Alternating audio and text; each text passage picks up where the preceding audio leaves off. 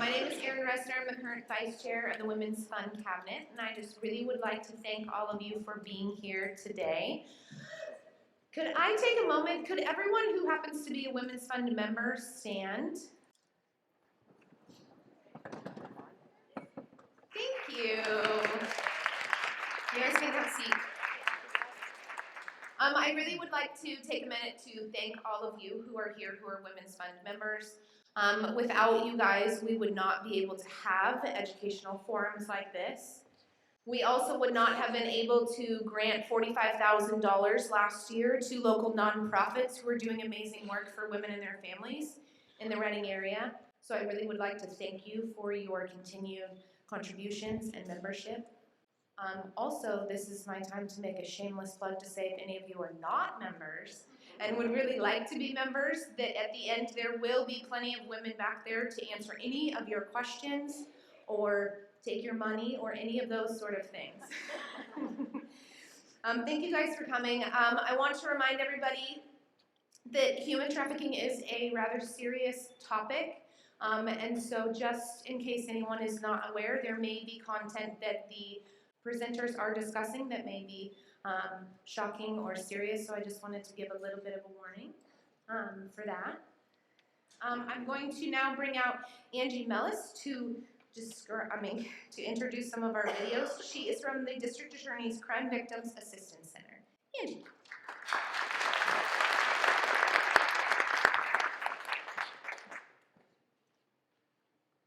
Good afternoon. Again, my name is Angie Mellis. Hi, I'm Forrest Wild. And with me, I brought Forrest Wilder. So I am the Program Manager of Crime Victims Assistance Center in the District Attorney's Office, and it's really incredible to see our community coming together about this topic of human trafficking and keeping our children safe. We have come to recognize human trafficking as a form of modern-day slavery. In rural areas such as Shasta County, it's really difficult to identify and locate traffickers and buyers. As a county, though, we have really started to come together around this piece of education and informing our community about the different things that to be looking for and be aware of. Some of the things that we've noticed is that traffickers operate out of hotels for short periods of time. They move on before too much attention is brought to their operation. In one recent case in Shasta County, it involved multiple trafficked women, and through the course of the investigation, it was found that these women were brought to Reading for short periods of time and then moved back to Sacramento, and that some of those things are the reasons why it's very difficult for us to find the victims and provide them with the services and support that they need. We're starting our presentation this afternoon with a series of short video clips that are provided by our community members that give their opinions and perspective about how they see trafficking in our community. And then after that, we will start our presentation with our presenter.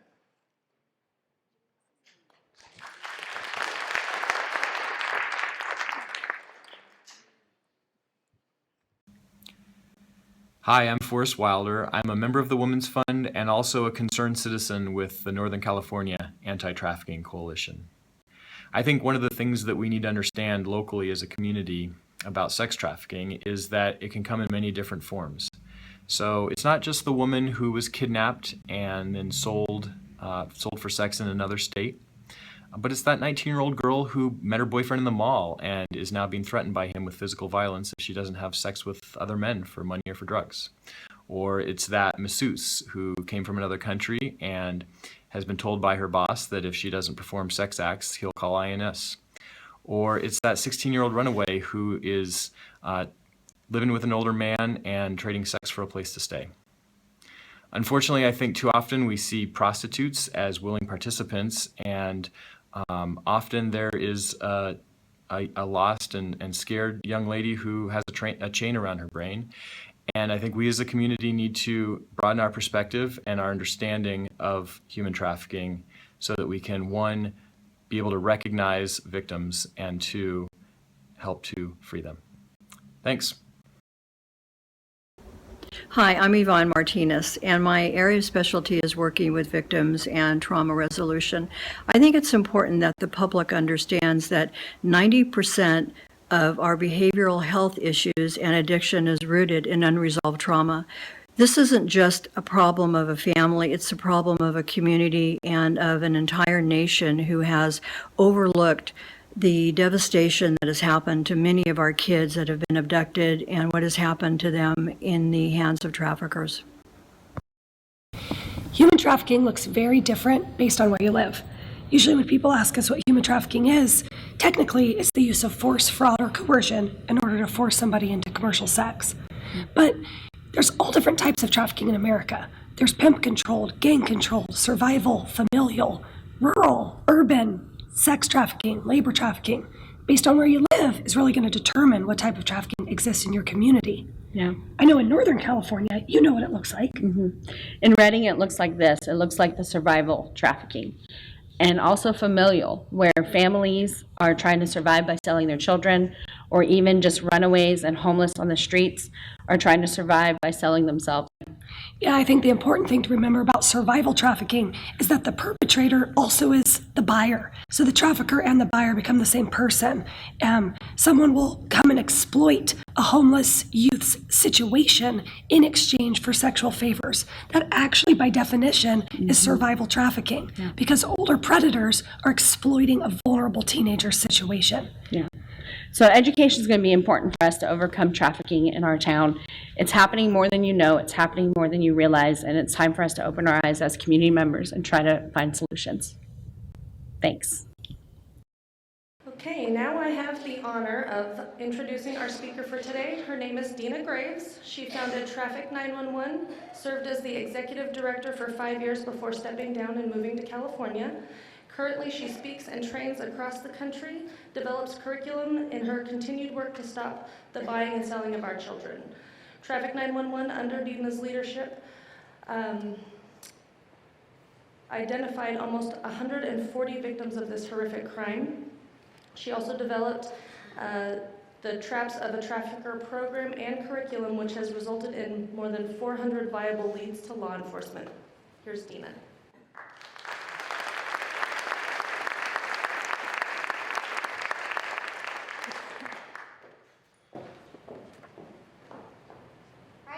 Thank y'all so much for coming today, and to the Women's Fund for putting this on, especially Catherine Lowe.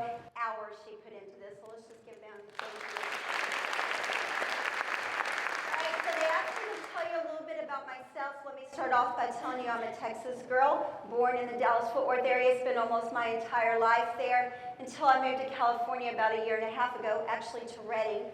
So you might be expecting kind of a slow southern drawl. But we have a lot to talk about today, very short amount of time to talk about it, so I am going to talk fast, so buckle up and listen fast, okay? Now, actually, what I've found in California is a lot of people actually have a hard time with my accent. I was down in Southern California doing a training for law enforcement and for child welfare, and I asked them, can you tell where I'm from my accent? And one of them, I think it was a police officer, raised his hand and said, Russia? So now I know that California and Texas, we both kind of think we're our own country, right? But we have something very much in common. Whether we are here in California, or if I'm speaking in Texas, or wherever I go across the country to train people about child sex trafficking, which is what we're going to focus on today, there's a certain kind of child who can become a victim of this crime. Let me tell you about what kind of child can become a victim. Actually, let me let one of my girls tell you. 15 years old and in 7th grade when everything changed. My daughter was 13 when she got in the car with a stranger. After that day, we didn't see her for 9 days, and we didn't know where she was. We thought she might be dead. The police were looking for her. They were at the point where they were going to bring dogs and search the field close to our house. My daughter went to extracurricular activities 5 days a week, 2.5 hours a day. She was in honors program at school. It's very easy for a child to be tricked by someone. Most of these guys have like done this before, and they know what to say and how to say it and how to play games in your head and play with your heart. She was sexually assaulted so many times she didn't know how many times, and drugged with NyQuil. They just kept making her drink NyQuil, and then she was sold, and she was sold over and over and over. On the 10th day, it was 4:30 in the morning, and my daughter knocked on the door. As a teenager, you're thinking, well, I'm smart, you know? Well, look at me, hey, I do all this good stuff, so this one bad thing won't hurt me. Just because she was home and she was safe, it didn't end. It didn't end. I do have nightmares and I sleepwalk. It's kind of disturbing. So those flashbacks come and it's scary. I really didn't know about human trafficking and everything that could come from it. It hurt me so much to know that what he did should cost him a lifetime, and him only getting 10 years has just like broken my heart. He got a 10-year sentence. My daughter got a life sentence. All right, so you tell me what kind of child can become a victim? Any child, right? Let me tell you this little girl's story. She was 13 years old, gifted and talented student, a dancer and gymnast who competed at the state level. But how many of you have kids? Kids ever been mad at you? Okay, so on this particular day, this little gifted and talented student is furious with her parents because they've taken her cell phone away from her for texting with a boy. So she asked her parents, could she not go to dance or gymnastics or whatever it was that day and stay at the school and watch the boys' basketball game? And they say yes. So she's sitting in the stands, she's talking to her friend, she tells her friend, man, I just don't get it. He asked me a question about homework, I answered him, no big deal, and they took my phone away from me. Then they keep talking a little bit. She tells her friend, and you know, I do everything they want me to do. I make good grades, do all this extra stuff, never ask them for anything. The only thing I've ever asked them for is a tattoo, and they won't let me have a tattoo. So in a little bit, she gets up and she goes down to the concession stand. Now this guy has been sitting behind them listening to their conversation. They haven't paid any attention to him. And neither had anyone in the school, although this guy's been hanging out at these games, and he knows no one in that school. So he follows her down to the concession stand. He walks up to her and he says, hey, how old are you? 13. Man, you're old enough to be texting with a boy and your parents took your phone away from you? What's up with that? Now tell me, what is this guy doing? He's empathizing with her against who? Her parents, to get her what? Her trust, right? So they keep talking, and in a little bit he says, hey, you know, I heard you tell your friend you want a tattoo. Just so happens I'm a tattoo artist. You know, I got a good idea. Here's what we could do. Now, this was a sharp-looking 20-something-year-old guy. She was a beautiful little blonde-haired, blue-eyed cheerleader girl. But have you ever noticed how little 13-year-olds often don't have a lot of self-esteem because their little bodies are going through all those changes? So sharp-looking 20-something-year-old guy reaches down, lifts up little insecure girl's hair, and says, we can put a tattoo right up under your hair where your parents will never see it, but you can show all your friends and you'll be super cool. Man, you know what? My tattoo shop is just right around the corner. If we leave right now, we can be back before this game is over with and your parents will never even know you left. So although she was a gifted and talented student, she goes to the car with him, and that starts 10 days of more men than she can remember with only NyQuil to get her through it. So back in 2009, I'm working in the corporate world, Texas Instruments in Dallas, Texas, one of their senior leadership teams, when I became aware that any child can become a victim of this crime. And I quit my job. I started an organization called Traffic 911. We started doing a lot of things, training first responders across the country, doing trainings in partnership with Homeland Security, Attorney General's office in Texas, different people like that, opened a safe house for these children. I developed an interactive curriculum for kids called The Traps of a Trafficker, which both prevents and identifies and intervenes with these kids. And then another thing we did is we started putting together flyers of missing kids. Now, do you ever see missing kids on the back of milk cartons anymore? Do you see them on the news unless it's a high-profile case like my little girl? No. Why do we not talk about these kids? Because we call them throwaway kids. They don't have any value, right? So we started putting together flyers of missing children. We would take them around to places like hotels and tattoo parlors and convenience stores, because you know pimps stop for gas and chips and soft drinks and that kind of stuff. We would just have a short conversation. Hey, you know, these kids are missing. Would you mind hanging this up so that we can get their little faces out there? And by the way, do you know that many of our missing children, in fact, National Center for Missing and Exploited Children says 60% of our missing children are forced into sexual slavery. And once they are, they only have a life expectancy of 7 years. Now, y'all guys tell me why 7 years? Suicide's so huge, murder, STDs, drugs, all those kind of things play into it. So would you mind hanging this up? So this particular flyer right here, we were taken around in 2011, and I've kept it all these years for this case in the middle. When I'm doing an all-day training with law enforcement, I typically would talk about that case. Fast forward to August of last year, I go to pick this flyer up in a training, and this little girl in the middle, her name is Brittany Drexel, she jumps off the flyer at me. Does that name ring a bell with anyone? Well, let me tell you Brittany's story. And before I tell you Brittany's story, I'm just going to warn you one more time that we're going to be really real in here today, and I'm going to share some hard information with you, because this is what children are living underneath our noses. So here's Brittany's story.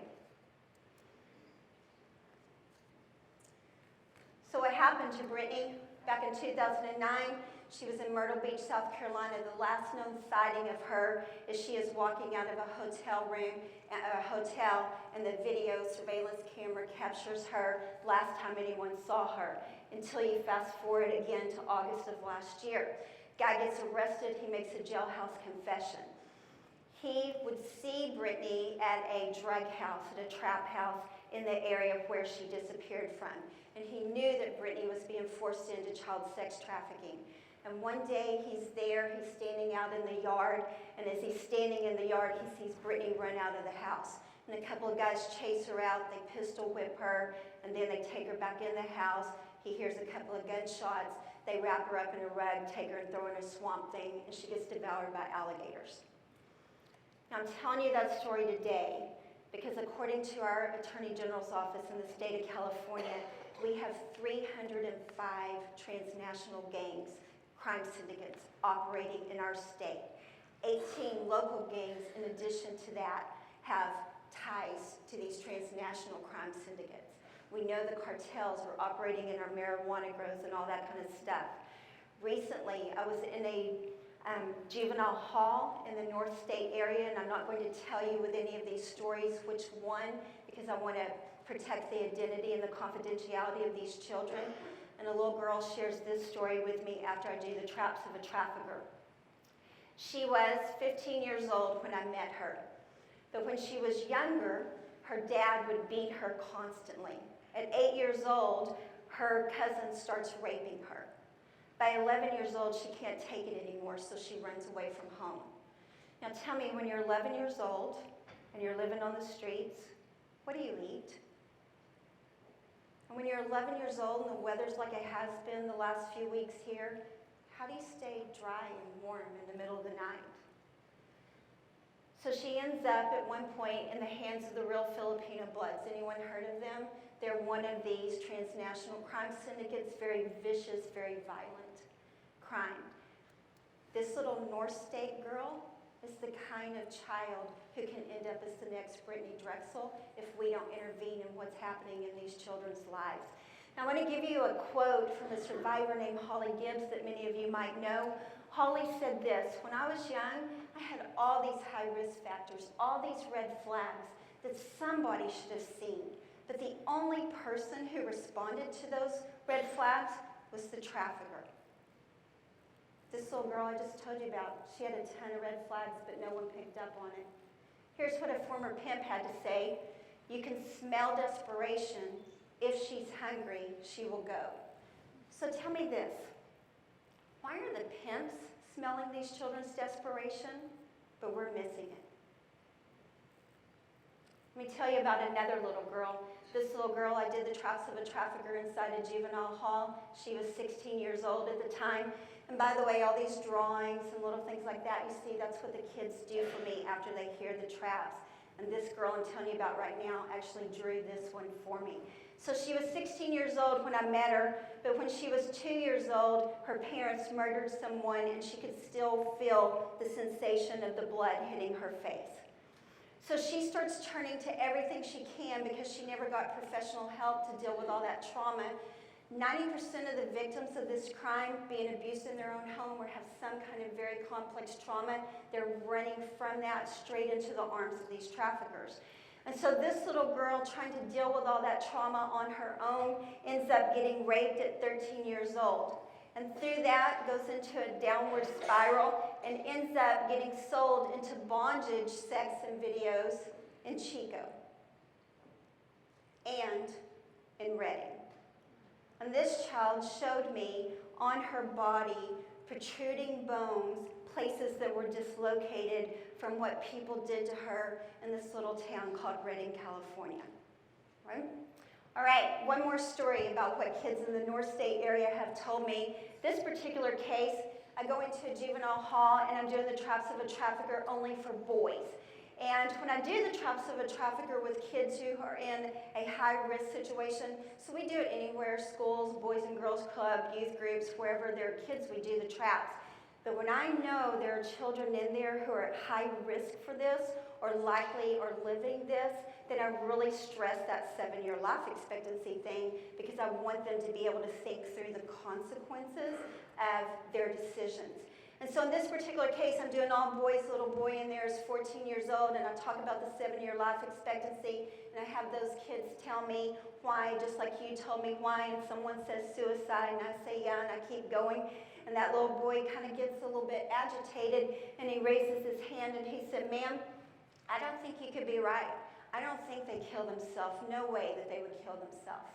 I said, "Yeah, well, actually, I'm afraid they do," and I keep going. A few minutes later, he raises his hand again. "Ma'am, are you sure? Are you sure that they kill themselves? They commit suicide?" And I said, "Yeah, I'm sure." I keep going. And so at the end of the traps of a trafficker in juvenile hall, the kids can talk to me one-on-one if they want to, and this little boy asked to talk to me. And he tells me privately that he had a really good friend at school who was being bullied. And so to try to become popular, she starts having sex with anyone at school who will have sex with her. Now, he has some friends who are selling girls, and he knows on average they can make about $200,000 a year tax-free money on one girl.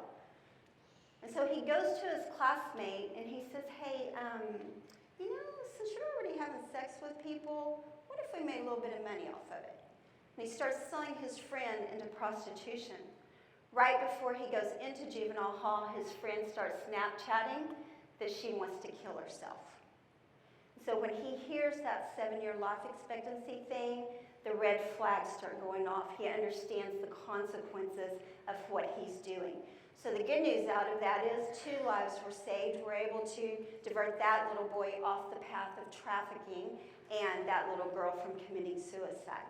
So what kind of prevention and intervention programs do we have here where we live? Because I want to tell you, in addition to the kids who have disclosed to me here in the North State area, you can easily go online, even right now while we're sitting in this room, and find our children for sale in online sex ads.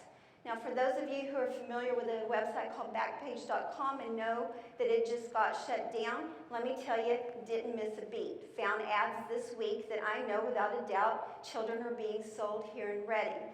So because it is illegal for them to advertise someone under 18 for sex, they always advertise them as at least 18, anywhere from about 18 to 26, you could have a child in that ad. So what these people do is they use indicators. If you really want a child, here's a highly likely chance this is a child in this ad. So I want to show you 3 sets of words that I've pulled from ads here in Redding, some this week, some at other times I've spoken here, and you tell me about these words. By the way, every semicolon in these ads, different ad. So first set of words, small with petite frame, fun size and down to ride, sweet like candy, the perfect little package, sugar baby, bubbly, ready to play, got milk, cookies here, sweet little thing, young, baby, cute freckled nose, peekaboo, I want to come see you. Now tell me what all those words make you think of. Children, right? Second set of words from ads here in Redding, California, where we all live, words like this. New chocolate in town, I'm back from Hawaii, in town tomorrow, last night, leaving soon, visiting for the weekend, just arrived. What all those words show you. Movement, right? So typically women in prostitution don't have to move around a lot. Law enforcement doesn't have enough resources even to look for our kids, let alone the women, right? And so if you see ads with words that indicate movement, that's another indicator. It could be a child in that ad. Now, they might just be passing through Redding, or maybe his base of operation is here, and he's moving those kids around from here, as well as selling them in our location. Last set of words I found in ads from here in Redding, words such as freakiest freak in town, enjoy a good freaky, kinky, open-minded, sexy freak, submissive, and fetish friendly. What are all those pimp code for? Those are pimp code for, as long as you pay me more money, you can do whatever you want to that child, no matter how diabolical, no matter how life-threatening, no matter how many bones you make protrude from that child's arm. All right?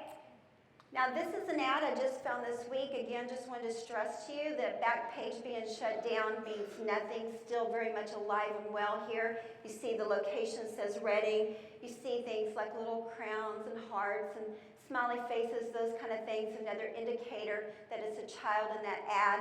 Let me just share some other things I've found here in Redding. A lot of ads with blurred faces or just showing their body or their back so you can't tell. That's an indicator it's a child. A lot of selfies, and tell me who takes selfies.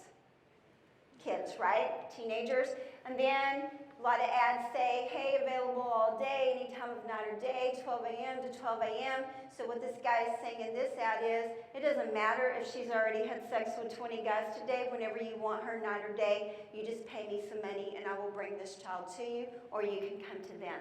Then I found an ad with a girl drinking cherries, another ad where she's standing in the toy department of a store holding a big teddy bear as big as she was, and another ad where the little girl was standing in front of school lockers. So all indicators, children being sold while we're sitting in this room today in our city. Now, once you buy a child, then you can go back home and you can go on a website that's like Yelp, where you can rate how well that child performed. And so I want to give you an example of what a buyer might say. This is actually a buyer from California. After he bought, he said, one-of-a-kind young lady who reminded me of a young sister who provides pleasure in a fun way. Not really a lot you can say about that one, right? But let's get a little bit closer to home. Let's see what a Redding buyer had to say. This guy said, a thick, soft little body made for tossing about and punishing from behind.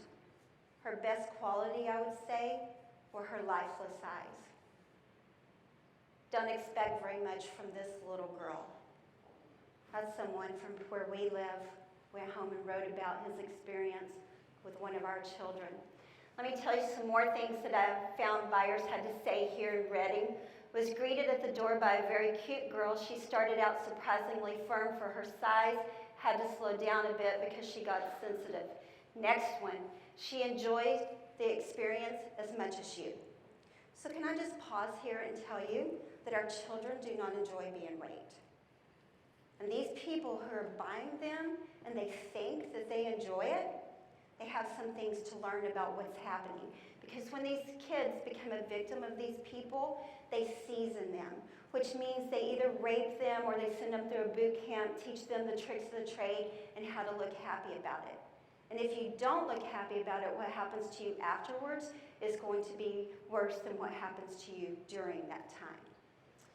All right.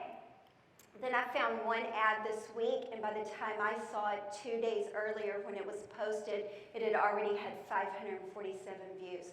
Can I just say that's a potential large pool of buyers here where we live?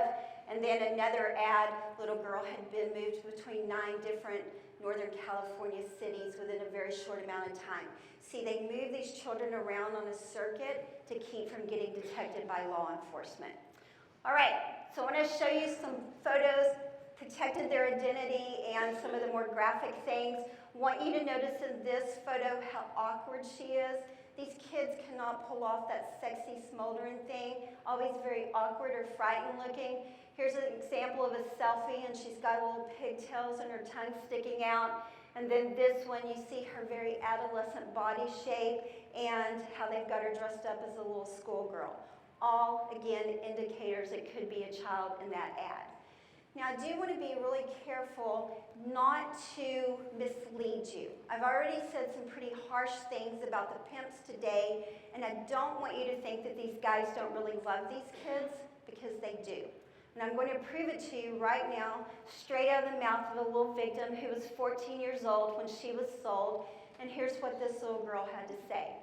Yep, you know what, my pimp, he was pretty violent. He'd pistol whip me, he'd do all this stuff to me. Sometimes those guys that he put me out with, they were pretty dangerous too. They would beat me, but I knew, I didn't have it down in my mind, that my pimp loved me. Because he promised me that he would buy me a taser as soon as I made enough money to pay for it. So y'all guys know what's going on here? This is one of the reasons that these children are sitting in places like our juvenile halls and not telling anyone what's happening to them. And I want to really bring this point to life for you, because this is one of the most critical things for us to understand today, besides the fact that any child can become a victim. So a little girl, 15 years old, runs away from home. She takes the Greyhound bus, which is a big recruiting ground for these people. She ends up in Dallas, Texas. She's sitting in the Greyhound bus station waiting for her next bus to come along. She's on her phone trying to get a connection to her social media. Can't get on there. Guy spots her across the room, walks over to her. Hey, are you traveling by yourself? You know, that's not too safe. There's people who hang out in these bus stations just looking for girls like you traveling alone. Tell me what's going on. So she shares her story of running away with him. He says, man, you've been on that bus a long time. I bet you're really hungry. What if we walk across the street to McDonald's, get you something to eat before you get on the bus again? And you know, they've got Wi-Fi so you can get on your social media. Actually, you know what? I have a great idea. I have a lot of connections in Dallas. There's a lot of jobs here. I bet I could help you get a job. You can stay with me until you get on your feet. You don't have to keep running anymore. Now, she told me I didn't know if I would stay with him, but I was really hungry, so I went with him. They're walking down the sidewalk across the street toward McDonald's. A Jeep pulls up, Jeep door flings open, he shoves her in the Jeep. They take her to Jeep driver's apartment, they rape her all night. Next morning, Jeep driver says, you know what, I don't think I want to do this thing, I'm out. So he backs out. The guy who took her from the Greyhound bus station hitchhikes with her from Dallas to Houston. Now, that's like walking from here to San Jose. When he gets down there, he hooks up with a guy who drives an 18-wheeler used to move a roller coaster between carnivals in the southern part of the country. And they sell that child out of the extended cab of that 18-wheeler for about a week. And when they're not selling her, they keep her locked in the back of the 18-wheeler in Houston in June with no air conditioning. Any of y'all ever been to Houston in June? Any of you ever been to Redding in June? It's kind of the same thing. Only difference is in Houston, it's very, very humid. When I'm in Houston in June, I look like Phyllis Diller there. So they sell her out of that 18-wheeler and they tell her this: if you want to eat, you will service 20 men and then we will feed you. So 20 men start coming, 20 men start leaving. Finally, the last man comes and goes. And that guy who took her from the Greyhound bus station, he finally lets her go take a shower. And then he hands her something to eat. And at the moment that her torturer hands her something to eat, what does he become to her? Her savior, right? He's giving her life. So what these people are experts at doing is building trauma bonds or Stockholm syndrome with these little kids that makes it extremely difficult for us to even get them to disclose to us.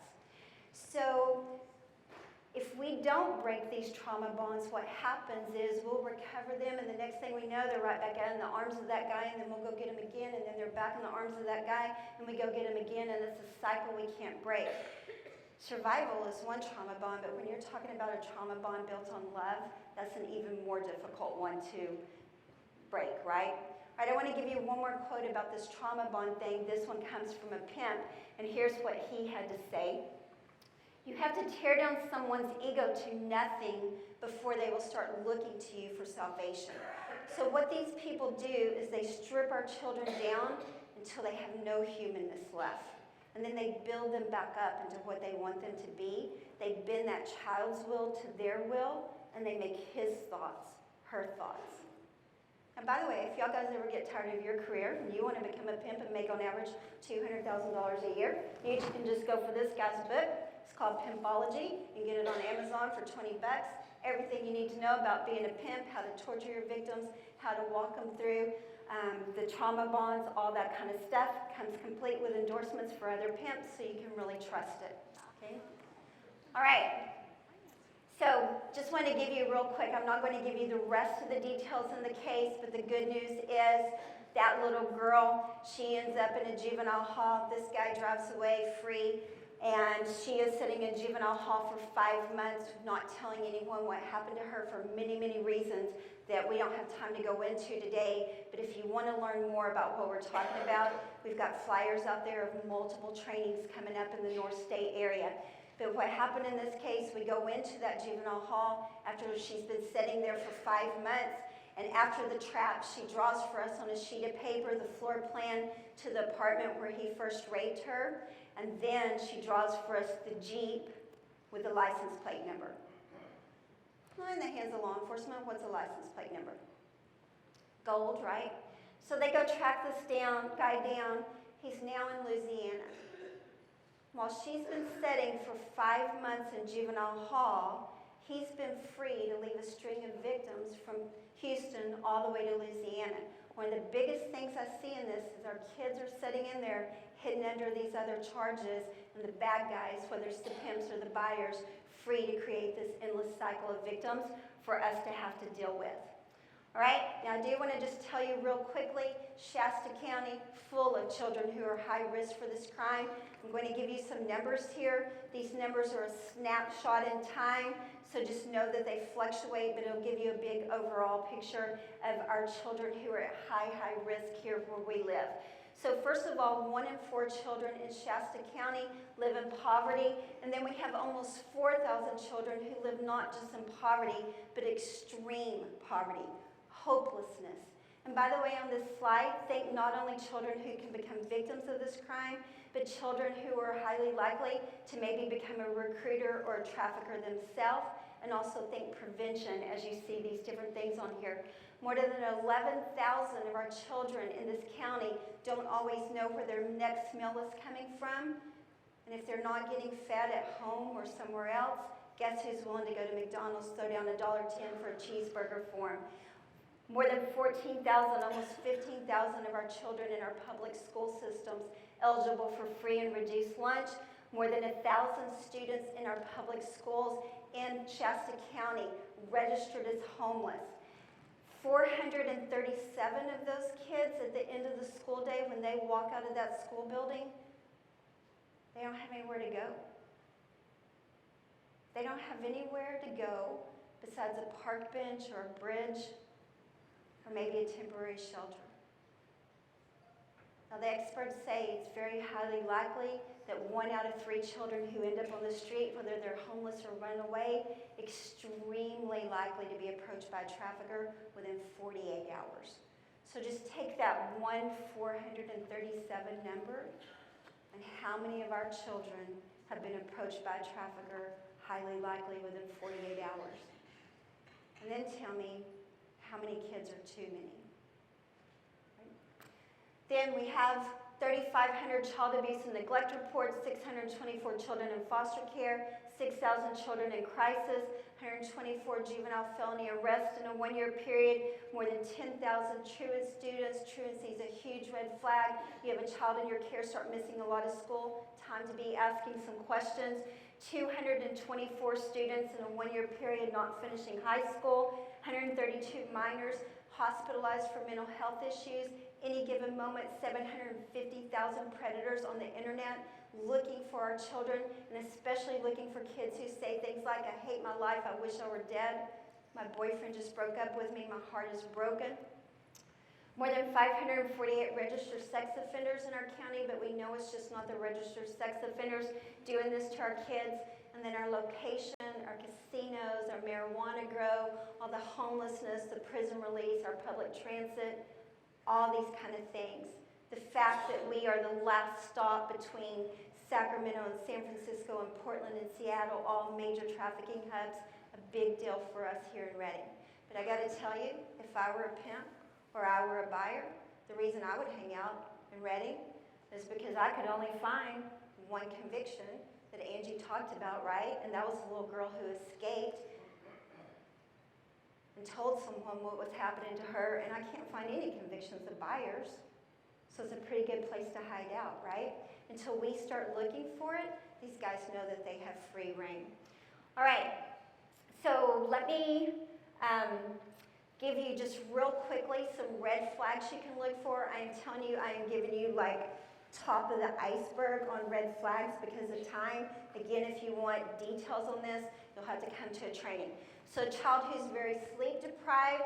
I had one little girl, 14 years old, sold in 6 states in 30 days. Barely got any sleep during that 30 days. So that's a red flag. A child who looks very malnourished or she's eating as if she hasn't eaten in a week. All you have to do on this one is think of, if you want to eat, you service these 20 men. They use food to punish them, make them be compliant. Sudden change in the way they're dressing, the way they're acting. Maybe all of a sudden she's from a concentrated poverty neighborhood and she's carrying around a Coach purse. Well, maybe he's grooming her or giving her just enough stuff to keep her going. Very scripted answers. They teach them exactly what to say, how to say it if someone in authority starts asking questions. Now, what I'm talking about with this one, we tend to think that someone in prostitution has to be wearing short skirts, stiletto heels. If you're Stockton Avenue, Sacramento, or one of those sex ads, yes. But if you're in a community like Redding, these kids are going to be dressed like our kids are dressed. What I'm talking about is maybe you go into McDonald's and there's that very malnourished child, and she's sitting there in shorts and a tank top, and it's been like it's been the last few weeks. Well, maybe he's moving her from San Diego up to Portland, doesn't care how cold or uncomfortable she is. In your neighborhood, all of a sudden you have a line of men coming and going from one particular house, or you see that a lot at a hotel in the community. That could be a sign that they've got a makeshift brothel going on there. And then branding, tattoos, and carvings are huge in this. I was doing the Traps of a Trafficker to school one day, got done, girl walked up to me, lifted up her hair, and there was this tattoo. Now tell me what they're doing with a barcode. You're my commodity, right? So any kind of tattoo that shows property, ownership, tattoo, commodity, or financial gain, or a tattoo that says daddy, almost a dead giveaway they're under a pimp's control. This particular tattoo, first of all, I want you to notice how tiny and how chubby those little feet are. So you'll see his street name, Mr. T, which is a sign of property, the reference to money, the crown, which is a gang symbol, and underneath it says daddy's baby girl. And after he tattooed these little feet, he said to her, this is your toe tag. Now tell me what he's saying. Beyond I own you. You see that cop walking up to our window right now? You say a word to him, when he drives off, I will kill you. And I promise you, he will drive off. And they've seen it time and time and time again. So fear, threats, intimidation keeps these kids from talking. Another red flag to look for, a child who knows a lot of terms common to the sex industry. When I train law enforcement, they typically don't even know these terms, and it's where I get them from, the kids. Now we're going to do just a few, again, just a very few. Let me give them to you and see if y'all know. Stable or folks? So this group of girls, and tell me, what do we keep in a stable? So what's he telling them? No human value, right? What about a hobbyist? That's that guy who goes back and does that Yelp type of review, or hey guys, cops are doing a sting at this hotel, don't go there tonight. Quota, one of my little girls had in juvenile hall, Queen of Hearts playing card on her arm, and in the middle of the card it said 1,000 a day. What was he telling her? And if you don't, I'll beat you and put you right back out there, so you might as well do it the first time. Sister-in-law, wife-in-law, cousin-in-laws, wifey. That's what he makes the girls call each other. So here's the deal. I'm your daddy. This is your sister-in-law. What's he doing? This is your family now, right? This is where you belong. All right, what about this one? Finesse pimp. Controls his girls almost entirely by psychological manipulation. Typically doesn't go through with the violence, but the threat is there. Romeo pimp, pretty self-explanatory.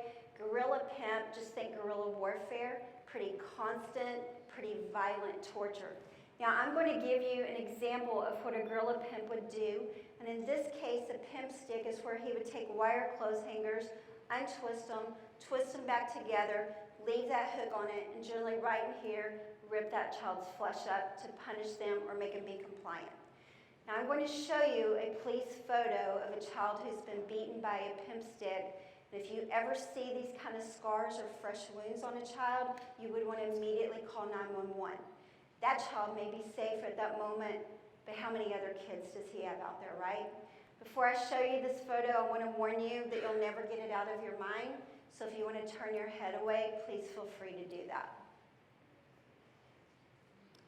So someone remind me, what is their average life expectancy?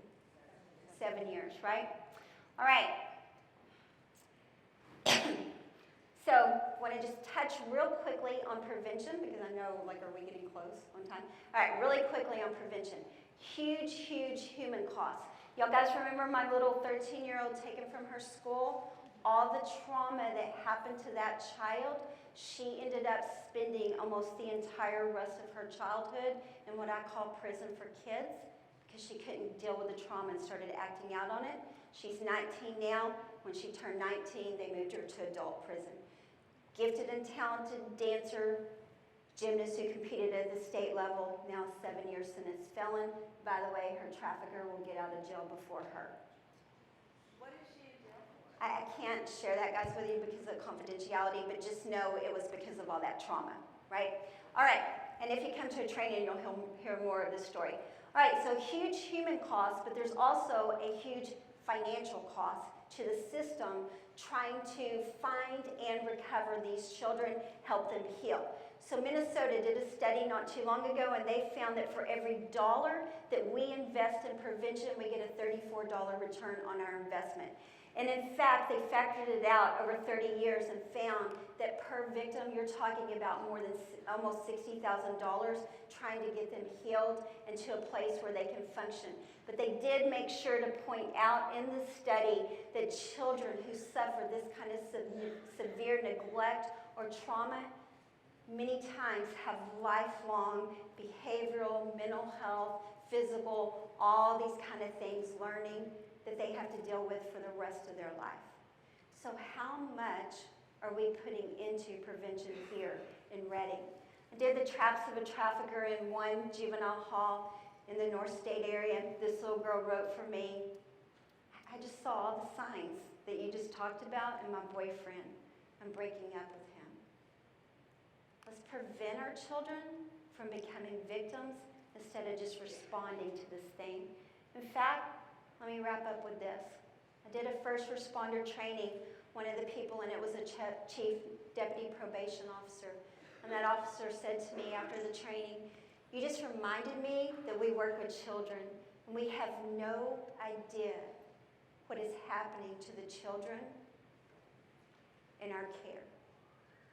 So let me ask you, Reading, what is happening to the children under our watch? And what are we doing about it? All right, thank you guys. I'll stick around afterwards to answer questions.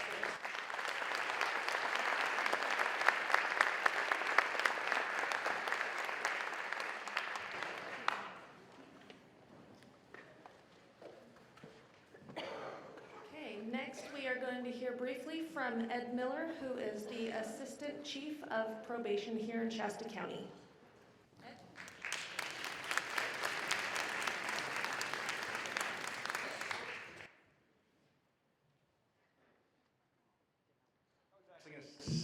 start in front, or stand in front of the podium, but I'm kind of more of an animated person, so I'm going to kind of walk around, and we kind of switched up a slide just a second ago because of the presentation prior. So one of my responsibilities is to oversee the rehabilitation facility that we have, our juvenile rehabilitation facility. And I'm going to go very quickly because I don't want to hold you guys over 1 o'clock. I will stay over. If you guys have any questions, I'll give you my cards to answer any questions that you might have. So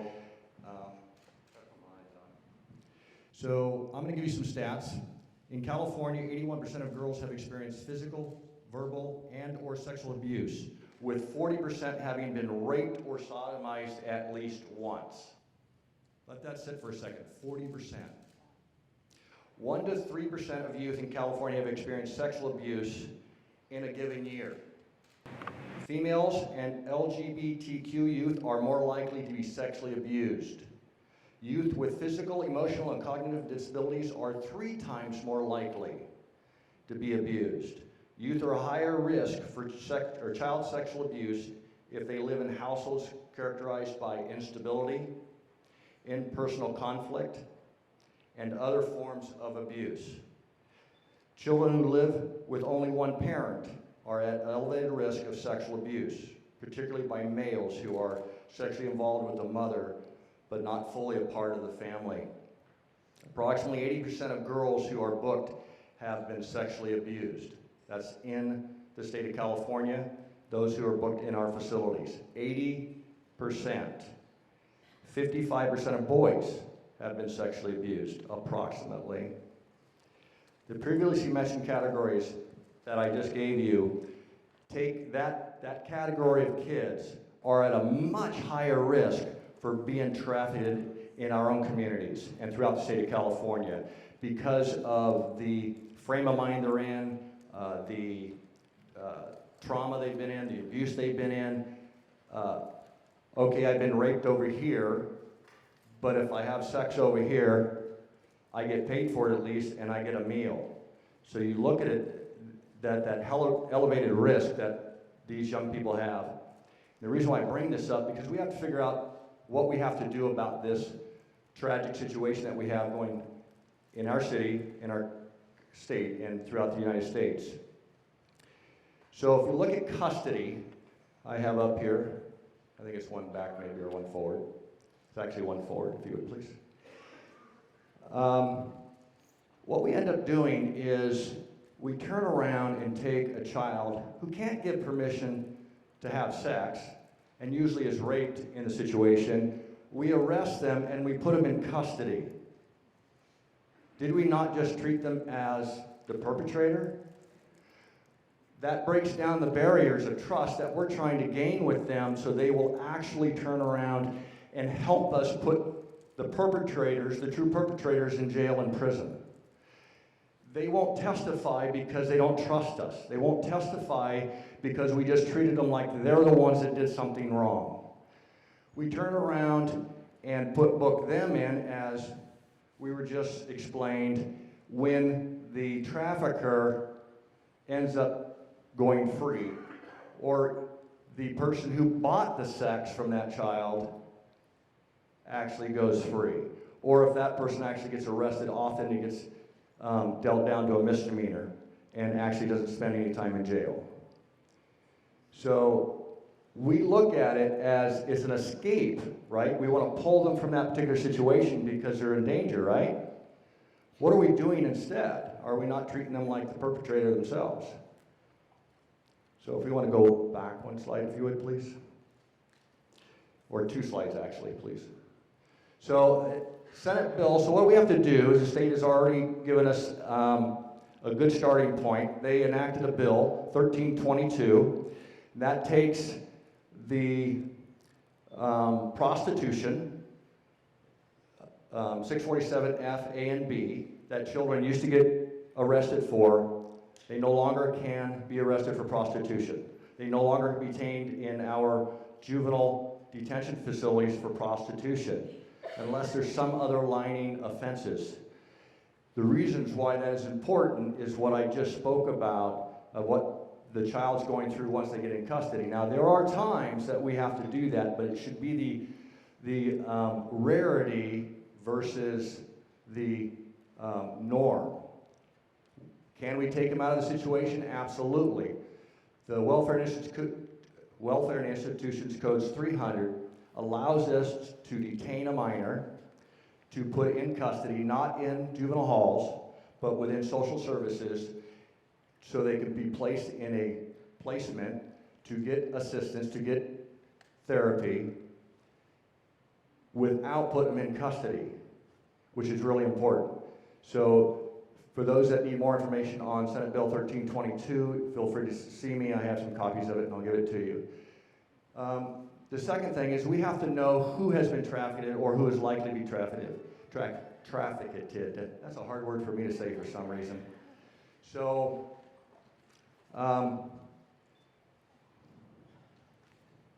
Westcold Children's Clinic is a organization down in the Oakland area. They specialize in health clinic serving vulnerable children, youth, and their families. They developed a tool called the Commercially Sexual Exploitation Identification Tool. CSEIET, pronounced see-it, which actually makes a lot of sense because we want to see what's going on and to be able to prevent this from happening. They developed this tool. They're in the process of getting it validated. Shasta County Probation Department, the Shasta County Social Services Department, and many other agencies and community organizations are in the process of starting developing how we're going to implement in our own community. And so the hope is that we can start looking at the population that we're working with, that social services are working with, so we can start identifying these children that are being abused.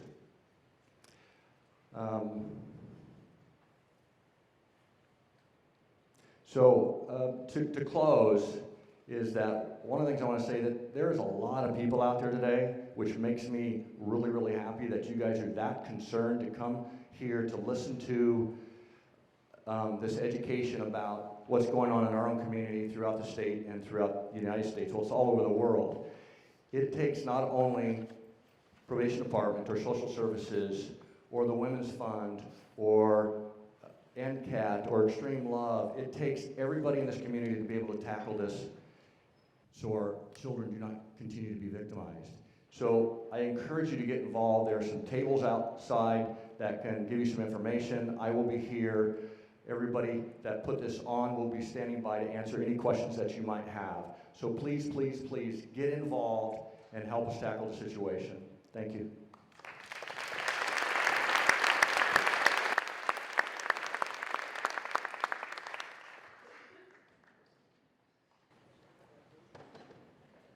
That is all that we have for today. I want to say thank you to everybody for coming.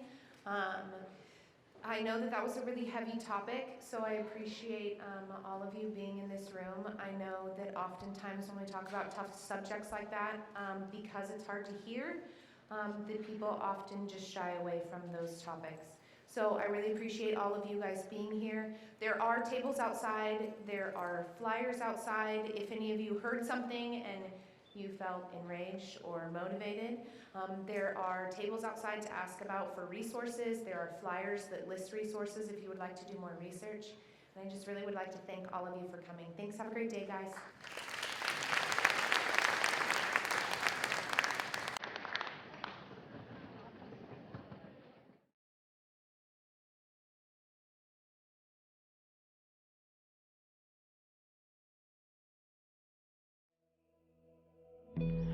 I love the idea of women's funds. From the minute I heard about this phenomenon, I just love the idea. It's actually sort of an old-fashioned idea if you think about it. Barn raising and quilting bees and those kinds of things. This is sort of the 21st century version of that. And basically, the concept is that we can do more working together and collectively than we can individually.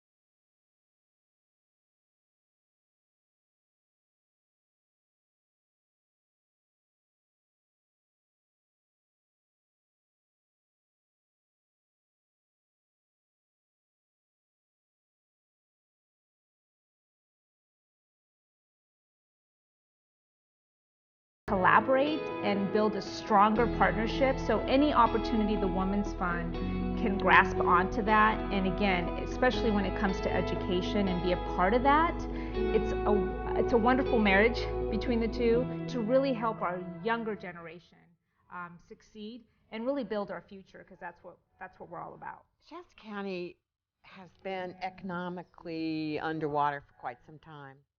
And with that comes a whole list of social problems, many which directly end up affecting women and their families. We have high unemployment, we've got low-paying jobs, we're not a very educated, in terms of advanced degrees, community. Alcoholism and drugs have been real issues here, and women and families suffer under these environments. I saw, and many others we together saw, that there really was a rip in the social fabric. And the Women's Fund was one needle and thread that we could use to sew back the social fabric to provide a better future for women and children in Shasta County. I think that down deep, there is a huge community of people in this town who want to help. And this has pulled people together to try to look at our problems and really look at solutions. We get to actually hear from recipients. So we have an event where they come and they talk about, this was the program that you funded, and this is how many people it served, and this is what happened. And sometimes we hear from the recipients themselves, and that is a unique and wonderful part of this. So we provide education so we can help make solutions that really will advance the cause of women and children. This is not about talk. This is about directly trying to affect change in the outcomes for families in Shasta County.